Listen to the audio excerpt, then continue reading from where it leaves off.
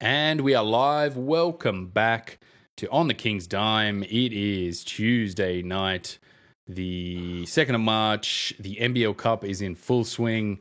It's all happening. We've got another couple of games to discuss. It's Groundhog Day, another win and another loss. The NBL Cup is in full swing. But as always, you can like and subscribe. We are on YouTube. We're on Facebook. We are also on Apple Podcasts and Spotify as well too. Our little free app thing goes out to Spotify. So if you're on Spotify, then make sure you get onto that and subscribe to us if you want to listen to us in audio form. I don't think there's anything else really to plug. We haven't done any videos. Oh, shout out! My hard drive crashed and I pretty much lost everything. So I have to remake all like the lists, the 3-2-1s. It's like, oh my goodness. So yeah, that's fun. There won't be any videos for a while because I'm not gonna have to rebuild all those templates again. Super fun stuff. So pour your heart out and cry a little bit and get on with the salt. But yeah, this New Zealand Breakers game to start off round 7, a Breakers game where again we had a game where we didn't start all that well. It was a bit of a struggler to start with. They just played down to their terrible level. Level. It had that shades of just no, we're not going to do this again. It's the Breakers again. Like God. But yeah, it was a bit of a struggler of a start. And then in that second quarter, we kind of put the clamps on them. I think we held them to 6 points. That was the most hilarious quarter of non-offense that I've ever seen. Oh, the game was just absurd. It was an absurd game. I finished watching that game and I just went, what the hell was that? That was just all over the place. It didn't make any sense. I think Ty Webster and Corey Webster combined for 46 of their points, 46 out of 78 points. So just Jordan Hunter just kept scoring every time he was like near the ball. Yeah, 9 for 9 on the night. What a night. And then goes out after midweek in that ridiculous outfit. That was just crazy. Moo. But yeah, a game where, the Breakers, they're not the worst team, right?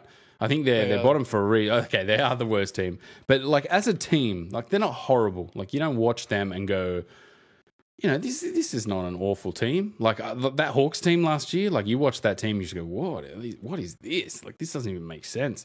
Like, I think this Breakers team has got, like, the makings of something decent. The Webster brothers, if they can give up the ball for a little bit and get guys involved, but they don't really do that. Abercrombie's a little bit old.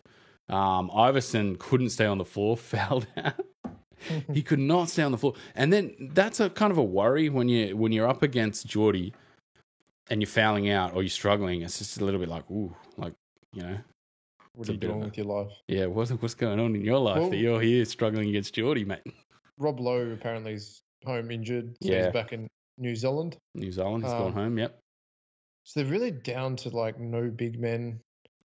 They're really missing an import. They're missing like a class import player, which they're kind of just a ragtag bunch of like New Zealand or NBL 1 players, really, like without, a couple of good glue imports holding the team together.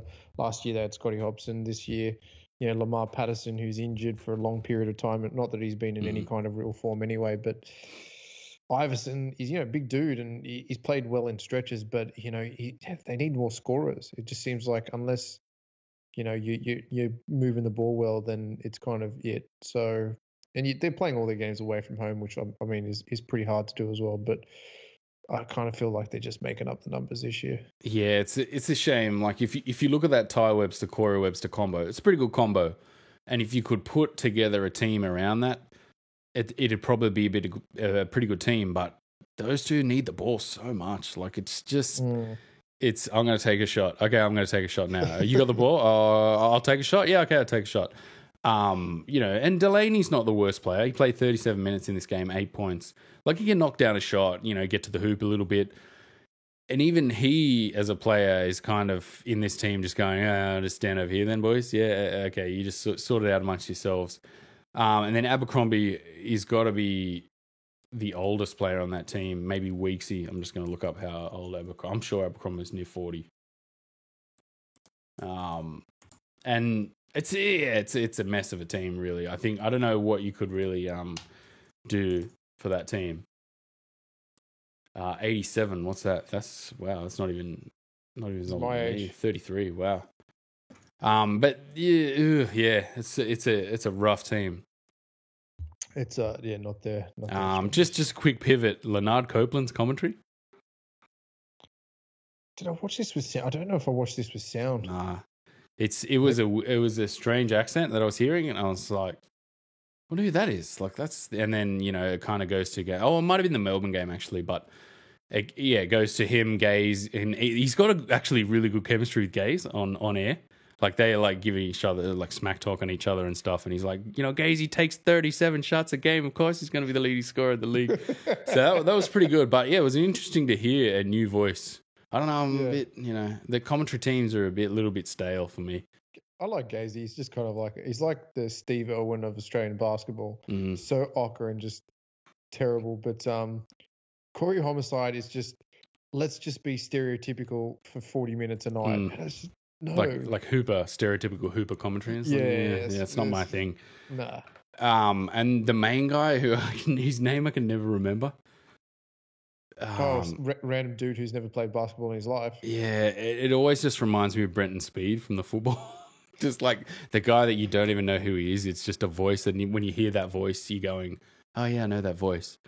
And he is actually like the culprit of a lot of the Vodanovic misdiagnosis as well. And the dengs last year, he had a few dengs as well, misdiagnosis. But yeah, I thought it was interesting. They told some good stories. It's such a hard game to call, because really a lot of the game itself forces the play to go quickly. Like, reviews are quick, like out of timeouts are quick, this is quick, that's quick. Like, whereas in the NBA, they get time to just tell stories. When I was playing with Shaq, et cetera, et cetera. Yeah. Like, in this, it's halftime, you get like 5 minutes to have a chat about stuff. And if you, like, I don't watch halftime usually.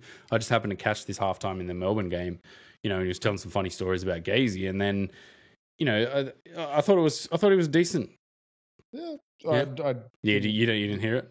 I didn't listen to the commentary for these two games because one, usually it's boring, and two, I have to watch it during the time when everyone else is watching TV or having dinner. So it's kind of like, well, keep the noise down. Yeah. Why have you got headphones in? So, I can hear it through your headphones. So yeah, that was interesting. On to the Kings' performances. Geordie Hunter, obviously the man of the night, 24 points. DJ again, going to levels where you're just like, wow. Like, I think if he puts all of this together as a package, I think he could very well go to the G League and possibly even to the NBA. He's from a scoring perspective, he's a triple threat for a guard. Usually they can get to the hoop. He's so quick that in this Melbourne game, some of those blow-bys, Jock Landau, he's like, and that's just go to he can really clear out a team, go one-on-one and get to the cup much more effectively than Diddy, which is surprising. Yeah, Diddy's so long though. Yeah, he looks so long and slow, and he doesn't have the the Luka Doncic style slow game. You know what I mean? Like, he looks like a guy that wants to be quick, wants to be powerful, but he doesn't know how to slow himself down and use his craft and skill to finish. What did he have in this game? 4 points, a bit of an average game. A couple of slips too, Decals. That's what I want to talk about at the start, but I didn't write it down, man. Two bad slips. Even Webster slipped on the exact same spot. It's crazy. Need a bit of ribbing. Need some ribbing. Okay. Surely they can pay for some software. Just superimpose them on the court. Yeah. I don't know. Maybe people at the game, do they want to see that? No, not really. I have a feeling that the league itself actually pays the sponsors. How to explain that properly when I really don't know what I'm talking about, but I'm pretty sure the league itself wants those decals there as part of the sponsorship. Like, it's not like a team goes, oh, well, we can just rip them up when we want to. I think they have to be there as part of the league. It's part sanctions. Of the league ownership. Yeah, it's the league ownership. It's how they essentially dish out money to the teams and pay for things via the TV rights and sponsorships, because it's a little bit different to other sports around the world. But so sure, like in the wood, surely in the wooden floor we can get like painting and lacquer or something like. Yeah, I don't know. You'd have to ingrain it in the wood, and I don't think that's gonna work. I don't know. There's it seems to have been an issue for a couple of seasons now. It's going to lead to a knee blowout of some kind. Yeah. And a career-ending injury, and then I think the league will be put to the test on that. But I also think that in this great time of no one can attend games, it's pretty hard to not have a bit of extra dollars thrown into the league just because. So it's kind of a lesser of two evils, really. Do we have a league and have some decals, or do we not have a league and no decals? I'd prefer them not to get injured, to be honest. And then I'd prefer SBS not to be tweeting out, "Oh, Diddy got his ankles broken," and then in the shot, it's just him slipping on the logo. You're like, "What are you doing? Do you even know how to cover this sport properly?" Like what? But yeah, Diddy, let's talk about him. A little bit of a struggle that, he put together a couple of good performances in the last round, and you kind of, he's back. The three ball, he's shooting the three ball quite well. And it feels now as though that three ball's, in a state of don't trust it. Not 100% happy with it. It seems like the more minutes he plays, the better he gets. And I think he's struggling in these rotations. That's my view on it. Sorry. He's brought you to a closed throat. COVID. Yeah, I think that he does play better when he's left on the floor a little bit longer in different rotations. Some of these rotations are more so in the Melbourne. I mean, the Breakers game is what it is, and it was kind of over after halftime. But this Melbourne game, some of the rotations were quite interesting for the wrong reasons. It felt like things were a bit sharp in some instances. Kickett was left without a rebounding partner. Like, you can't play four small guards and Kickett because it doesn't work. Like, he needs... He did that in the Breakers game too. There was a couple of stretches where you're just like, why is Kickett the only big out here, man? This doesn't make sense. You need Moller on the if you're gonna have Kickett on the court, because Kickett is 6'10" but jumps 5'3". Like, he can't jump. It's physically impossible for him to. No, it is, man. Have you not seen it? Yeah, there's got to be like MythBusters has got to get on that somehow. He like contracts in time and space. Maybe he's like an anti-gravity device. Yeah, that could be. He could power the world after he retires. Like, great player, and it's very hard for him on the floor if there's not another big setting him a screen to get open and shoot as well. It's kind of like it has to be just a breakdown on rotation for him to get open for a three.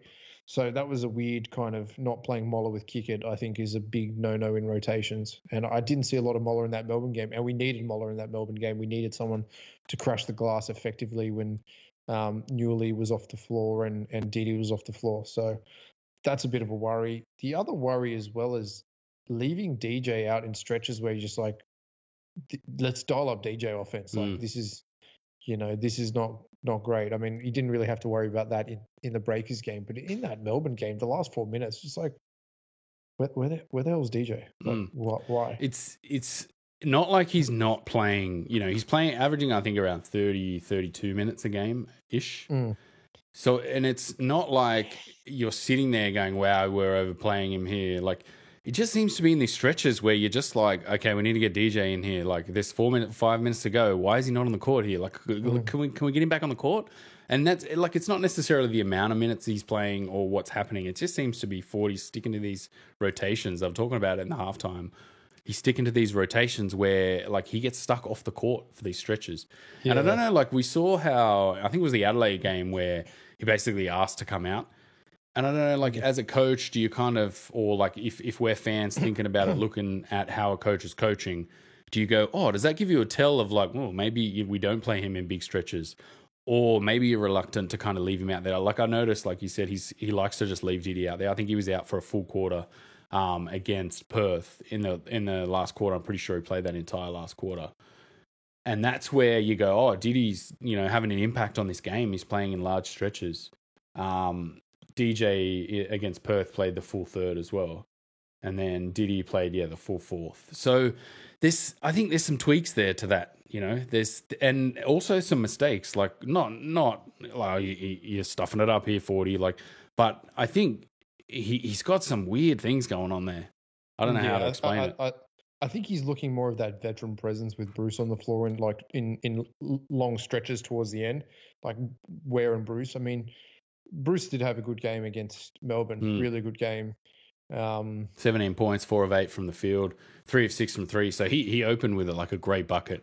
One of those ones where they went down and just went, whew, okay, Shawnee, It's nice. Like, want to see more of that. Yeah, and that's the thing is, how do you put your best kind of 4 scoring players in stretches on the floor at the same time when you're really lacking at that 5 position and can just get dominated at power forward? I mean, Joel Lawal Jr. He's such a good Just player. throw in that junior. Make sure you throw that in. You got to throw in the junior, otherwise you might be thinking about his 50-year-old father. But yeah, he's such a good player, and that's the problem. Like, you're having Landale and him on the floor at the same time, you're just going to get absolutely munted on the offensive glass, and so you've got to score.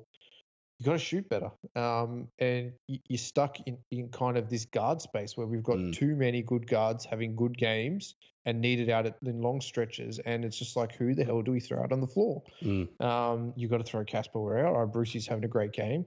DJ's having a good. Oh, no, we can't throw DJ out because then we're going to be short defensively. So we're going to throw DD out there because he's length and he's probably the best defensive guard on our team.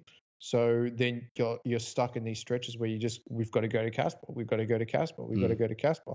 And I think in those stretches, maybe you've got to take. I don't know what the right answer is there, man. But you've got to get DJ involved a little bit more, because I feel like towards the end, his 3-ball is definitely more lethal in stretches, and especially in defensive breakdowns, which is what you see in the last 2 minutes. You don't see a lot of successful set plays. It's scrappy. There's defensive breakdowns. There's offensive breakdowns, and it seems like DJ's much more adept at scoring in those offensive breakdowns than Casper is. So it'd be better to have him out on the floor, or I didn't see anything in that Melbourne game that made me think, oh, we lost this. I just think we took a bad shot on the final play when really we probably should have had a timeout. Did we have a timeout though? That's the thing. Like, I think we did have a timeout. I think he blew that timeout on that stupid review. And I'm pretty sure when I was watching, Casper was going like, no, don't challenge. I fouled him straight away on the telecast. They're sort of going, that's definitely not a foul. That's a great review. And then the first replay, you could see he grabbed his arm and he was just like, oh yeah, that's a foul. They're not going to overturn this for sure. Yeah. And I think that was in the third. He blew that one, but he did say in the post game, like, there was some messing around of the timeouts and the management of that, and he took responsibility for that, and that's kind of understandable. But this rotational thing isn't like a spur of the moment coaching thing. It's not a. It's kind of a gazy kind of. It's just sticking to that and not having a feel for the game. Like, I don't know whether, like, to say that. And then to look, maybe we haven't looked at the rest of the games in depth to kind of see, is he doing this like all the time? I feel like he's doing it all the time. Like, I feel like in some games you look at these lineups and you're just going, what is this lineup doing on the floor? Like, this doesn't make any sense. Well, I think also we've had a lot of ins and outs, and therefore the lineups have changed quite dramatically. But like I said, I think I said a few episodes ago, you can't see Kickett out on the floor with anyone other than Moller. He just shouldn't be on the floor because Kickett's a stretch 5. You need someone there who's going to crash the glass. Without Moller on the floor, you're essentially just going to lose all your second chance points, and they're going to grab offensive boards and you're going to be stuffed. You know what I mean? Last year it was Kickett and Cooks. Cooks was that kind of offensive and defensive rebounder who could also finish. Yeah, Moller's not been offensively great, but he's a fantastic, rebounding power forward. And so, when Geordie's out there, you don't need him on the floor as much, and you can play a much faster, smaller lineup that shoots the ball more often. But when Kickett's on the floor, there's no defense. Like, we just get exploited, and you've got 2 good bigs in Landale and Luala-Chua, and that's just going to make it so much worse in the long run and coming down the end of the stretch of the game on the second chance points, and also being able to grab those boards. So I don't know why we're seeing that in long stretches, and it seems like that got exploited quite a lot in this Melbourne game. So, did you think Landale had a good game? Not overly, no. It was a good game. It wasn't it wasn't a Mooney performance from the other night where we were just like, that was ridiculous, like what he did. I thought we did a few things, like we did enough to this Melbourne team. So if we had to come away with like a 6-point lead, you would have gone, we did a few good things to them defensively. That was pretty good. Like down the stretch of that game, to go back to your point about how we kind of lost it, like there were some bad breakdowns. There was one where Landale was just like wide open under the basket, and he got that pass, and Newley tries to come over and is just like, what the hell is everyone doing? And then I think he dunked all over Kickett on that one maybe. But there were a couple of like breakdowns, and then, okay, you bet on Shea Ely to hit a shot. Like, what was he?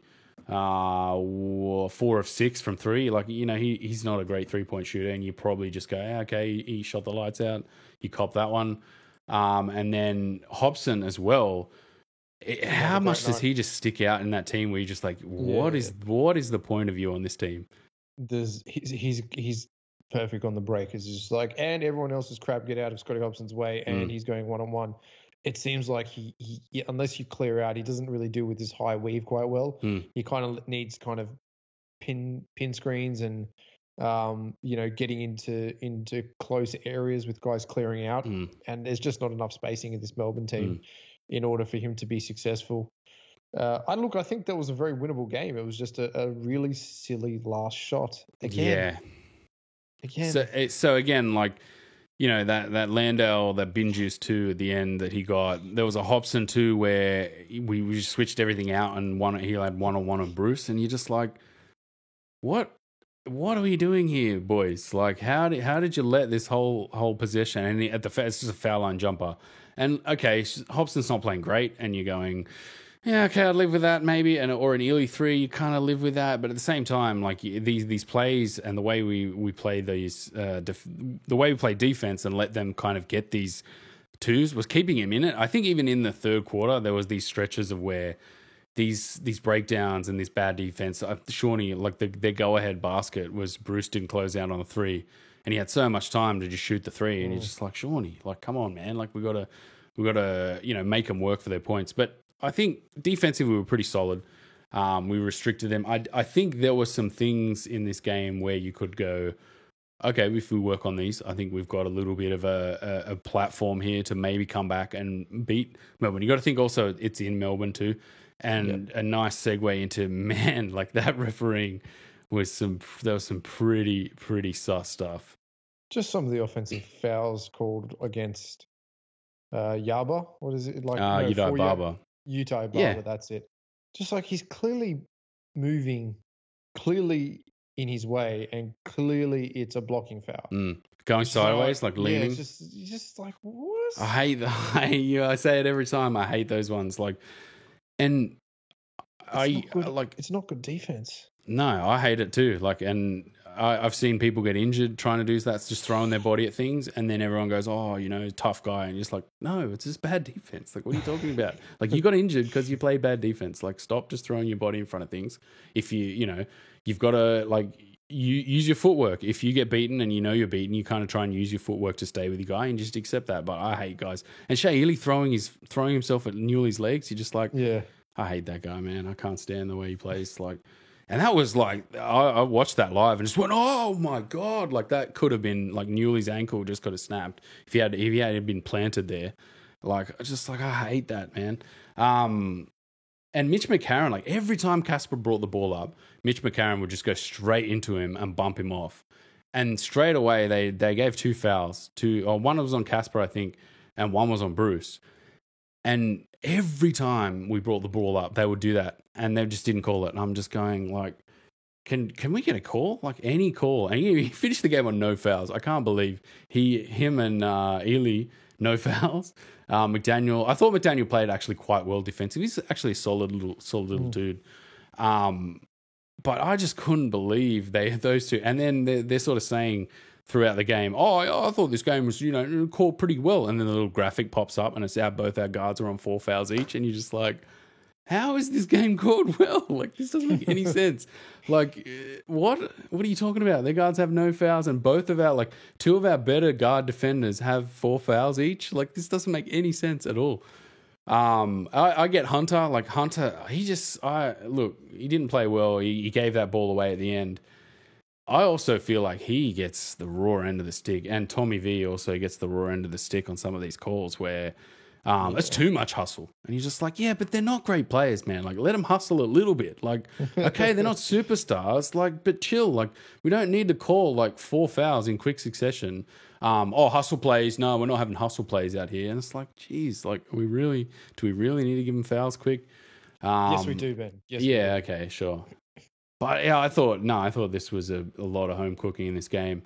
And those 2 bang bang plays, the 2 charges, were part of that, where it's like, okay, that was ridiculous. You're calling this game all over the place. You can't then just turn around and just go, charge, like, yeah. And you're just like, no, that's not how this game's been ref the entire time. Like, let's not do that. What about, did you see that 3-second violation as well, where it was like right on it, Tommy V, you can't have 3 seconds in the key, bang, like 3-second violation. And there was one on a dunk where they were in the key, Luala Chul and Landale, and it was 2 sets of 3 seconds. Like, he had the ball once and it was 3 seconds, and then he missed a layup, he had it again and it was 3 seconds. And I'm just going like, what?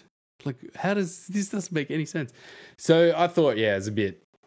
I hate that none of our guys are allowed to hustle at all. Any hustle is just met with no fouls. You get 4 fouls and you have to sit, or 2 fouls in quick succession, you have to sit. And then you kind of watch these other teams and you're just going like, some of these performances these other guys are having on other teams, you're just like, if you call the game properly, they probably would have just sat with 2 fouls like some of our guys are having to do in these stretches. That's the one thing that's just annoying me at the moment. I'm just like, that Mooney performance the other night, he probably gets 2 fouls if that's games ref properly. Landale probably fouls out. Look, he probably should have fouled out if they didn't have the review system. He fouls out of that game. And okay, 1 or 2 of those were, a little bit sus. I'm happy to go, a couple of sus fouls. But I think they're a bit out of control again. And it's, do you like the review system? I kind of like it. Yeah, I do. I do. I like it for out. I think, tips are good. Look, fouls is kind of like, well, how much contact is too much contact? Well, you're going to call that, then you're going to call that down the other end, which they don't. So it kind of feels like, but then, Casper just goes getting hacked. It's just like, no reviews. And there's a lot of this going on now. Yeah. Where like a guy like passes it straight out into the crowd and then goes, no, let's have a look at that. And he's like, can we just play the game? What the hell? We don't need dudes twirling every 3 seconds. Like, just let the refs call it. It's no twirling. The coaches review. What about the coaches review in this NBL Cup? I like it. I like it. And I think they should. I think they should keep that into the season, like the NBA. There's got to be one play game. You just call it out and just be like, no, that's bullshit. That's a big part of the game. I think it works even more in NBL as well because there is less fouls. And so, that maybe that's your big that, is 5 minutes to go and they've got a dodgy call and you call it and potentially could get overturned. I think that's a good system to have. It's got to be strategically used, but I still think it's a good system to have. They used it pretty well, obviously, to stop Landale from getting that 5th foul. Yeah. I think it was his 4th foul at the time, but ultimately at the end he ended up on 4 fouls. So that, like, overturning that basically was him staying on the court. I like their combo. That was a pretty good combo, and I like the fact that we kind of defended it quite well. Like Geordie kind of chubbed him out. But ultimately, like, I think Landale's probably one of the best bigs in the league at the moment, and Luala Chul, while probably not in that superstar type category, I think he's still quite he's just got the height and the scariness to alter shots, as well as if you kind of want to throw 2 guys at a small lineup, you're just like, yep, I think he'll get a few more dunks and some like alley oops and stuff like that. But yeah, it was a struggler of a 3rd and 4th.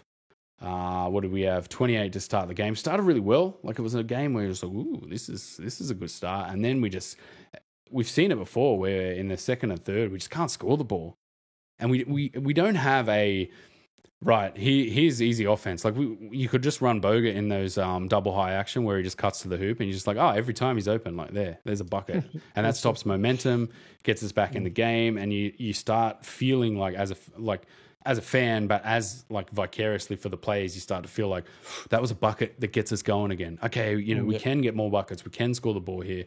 And some of these scoring ruts kind of coincide with DJ coming out in and out of the game. I'd like to see him be allowed to stay out there if he's scoring the ball in rhythm. Yeah, maybe Casper come out, but again, it's his first year, so we've said it before. It's like he's playing like he's a 3rd-year guy. Dude, he's playing like he's an MVP candidate. Let's be real. Yeah, all right, fair enough. Maybe not MVP, but he definitely is like one of the better players in the league. But you got to remember he's a rookie too, so you kind of have to accept that. Maybe if you're managing him, like maybe I'm trying to think of it like how like we maybe didn't know how good he'd be. So you kind of got to manage him like that rather than go third-year player. So he definitely gets 32 minutes every game here and here and make sure like he's out there for scoring runs, you know. But yeah, he had a good game. Just looking through 22 points. Shawnee Bruce, 17 points. So he 3 of 6 from 3. His 3-ball came back a little bit. Looked good. He had 3 assists. And then Casper Ware, 21 points. Another pretty solid game. Yeah, solid. Casper, solid Casper. It was in that vein of how he's been playing recently. And again, pulled out like the three layups to get us back in the game. And you're like, yes. Should have pulled that out for the 4th time. And I watched that again and it's wide open. They've got no shot blocker. Landale's up guarding up on the perimeter. There's no one at home. And I'm just like, why did you pull up? And like I said on Facebook, like, he plays 2 good games and you're like, he's back, he's great. And then he does something like this again and you're just like, and there goes his credit and everyone's going to hate him again. Why is he in the team? This is a disgrace. I hate him. And then, 2 good games. Oh, yeah, Casper's great. It's been an up and down ride this season. But again, we're 0-3 on late game situations where I think one game we were down 3. I think the Hawks game we were down 3. The Taipans game we were down 2. This game we were down 1.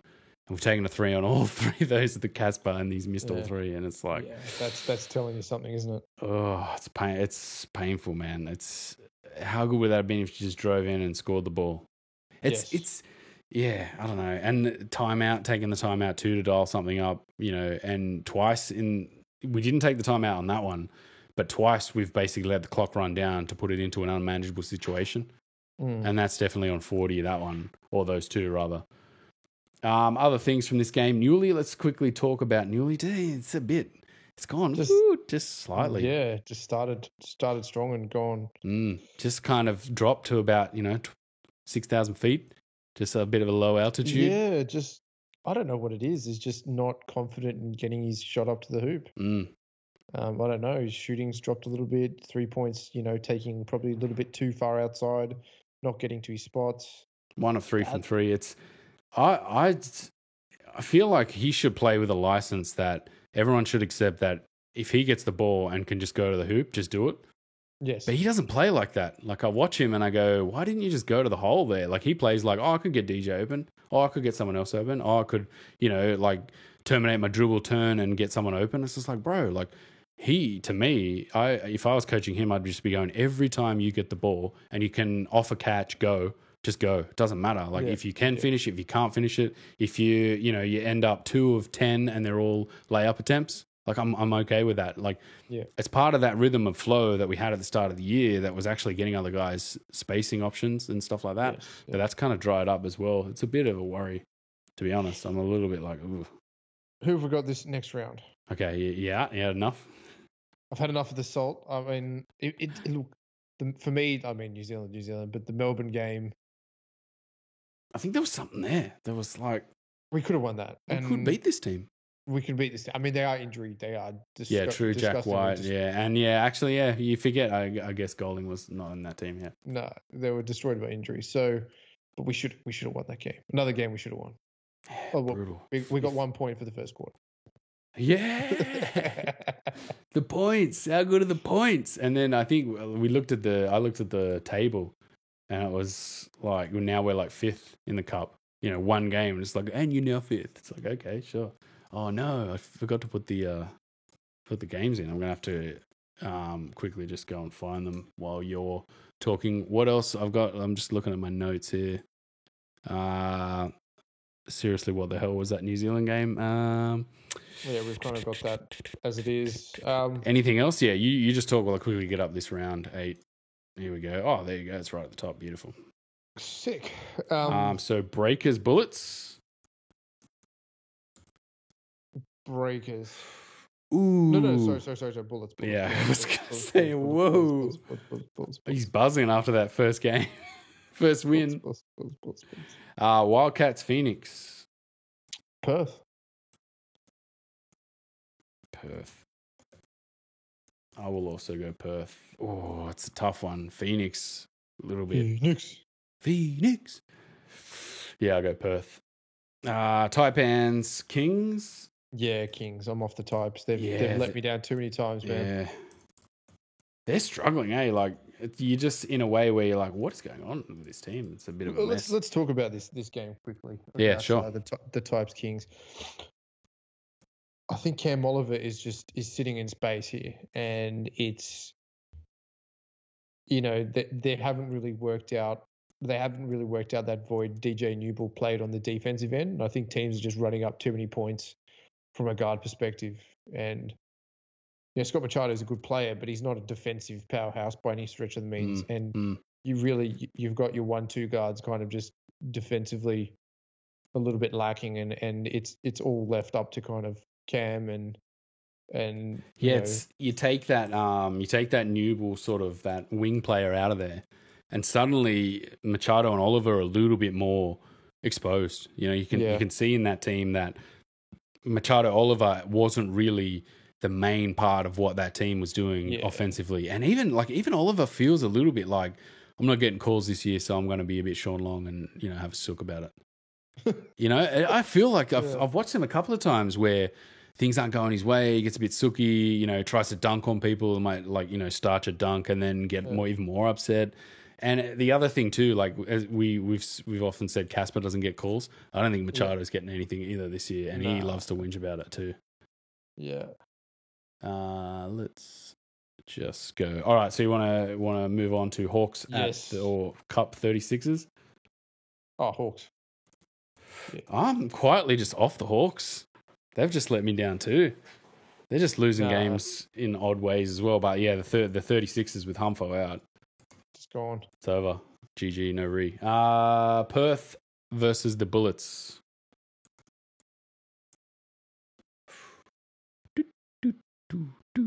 I'm going to go the Bullets on this one. Ooh. I don't think Perth... Yeah, Perth are like a stringy team now, so I think they won't put games together like they have done in the past. I think Perth is just starting to turn a bit of a corner too. I think they're starting to learn how to play better without Cotton. Like, Cotton doesn't have to be that magic 30 points a night, just will them through. I think they're starting to learn how to play a little bit better. Breakers versus United. Breakers. What about that? Breakers Adelaide. What was that? 6 points in the first quarter. We held them to 6 points, and then they hold Adelaide to 6 points. What is going on? 36ers versus the Types. Types. Yeah, I went Types as well. I went United for Breakers United. And then Southeast Melbourne versus the Kings to finalise the round Saturday. What, really? Saturday? Oh, yeah, Wednesday. Yeah, so Wednesday, Thursday. So 2 games Wednesday, 2 games Thursday, 2 games Friday, 2 games Saturday. I'm going to go the Kings. I'm going to have some faith. Yeah.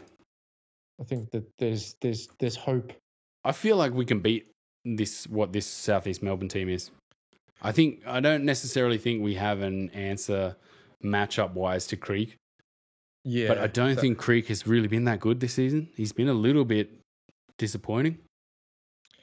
So we are sitting on 5 wins. We are...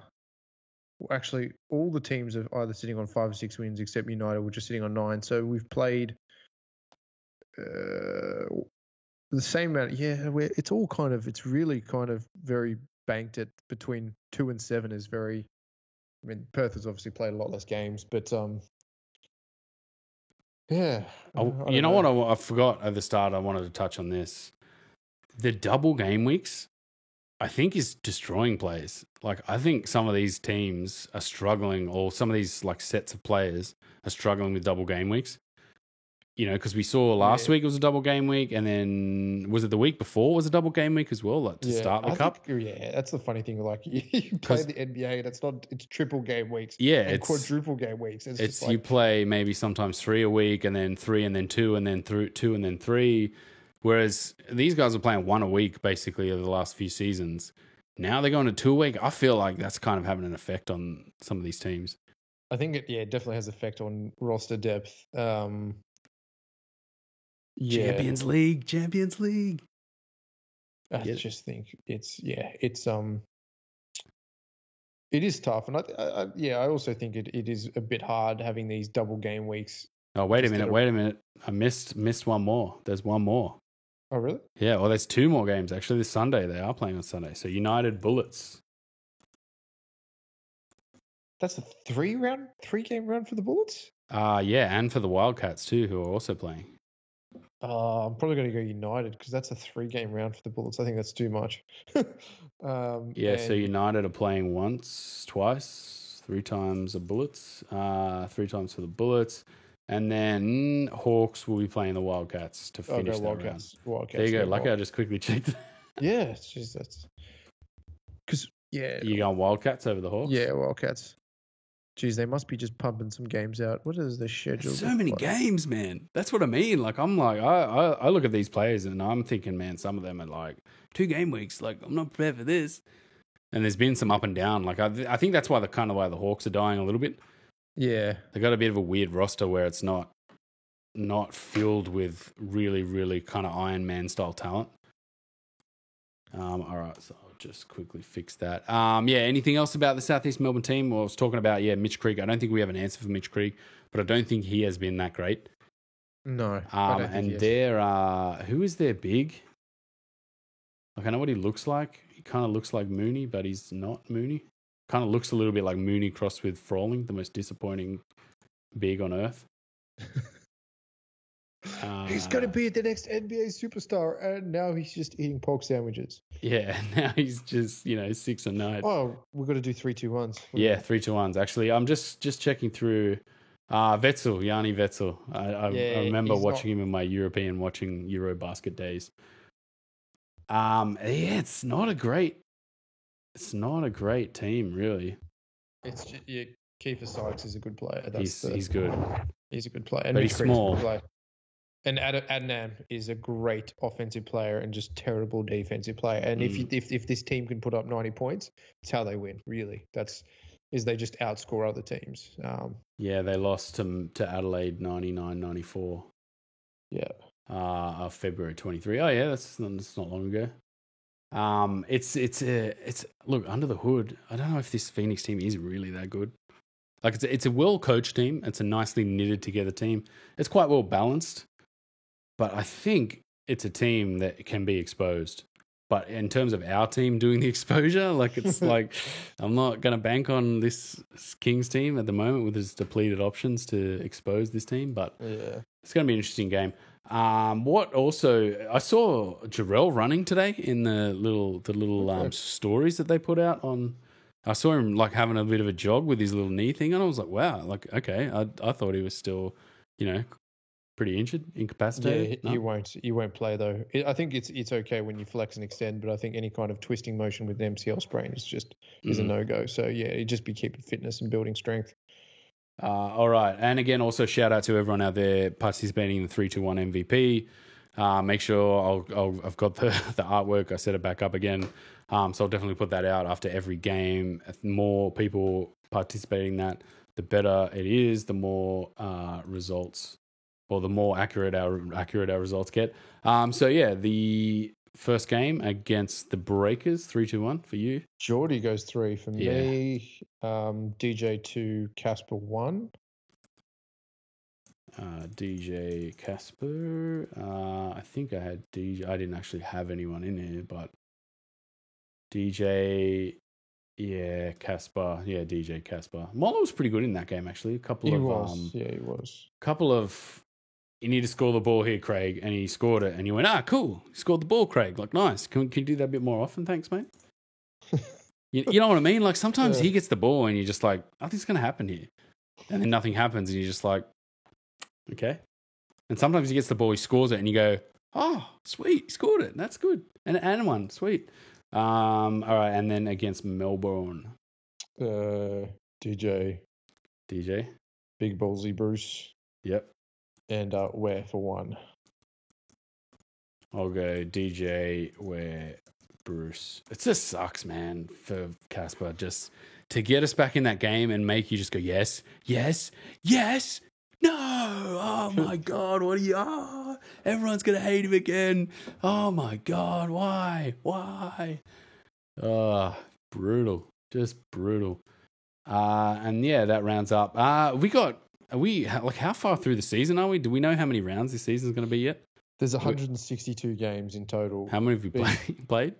We played 40 at the beginning of last round. I think the first Kings game against the Breaker was 40 games, so that was a quarter of the way through the season. So quarter. So we're still miles away from halfway doing our half season review. I think we're 36 games played this year. And if we keep getting like, nine game weeks, we're going to get to that milestone pretty quick. Yeah, that's I think there's going to be a slowdown after the Cup and everything goes back to their own courts. But you never know. You never know, do you? Yeah, so just a reminder, at half season, we'll do a half season review where we kind of go through some of our stats and stuff like that and give you an indicator.